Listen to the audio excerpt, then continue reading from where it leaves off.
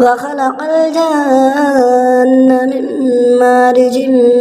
من نار فبأي آلاء ربكما تكذبان رب المشرقين ورب المغربين فبأي آلاء ربكما تكذبان مرج البحرين يلتقيان بينهما برزخ لا يبغيان فبأي آلاء ربكما تكذبان يخرج منهما اللؤلؤ والمرجان فبأي آلاء ربكما تكذبان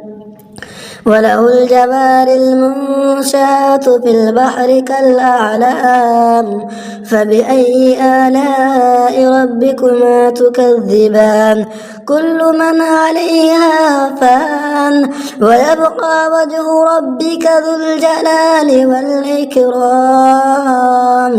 فبأي آلاء ربكما تكذبان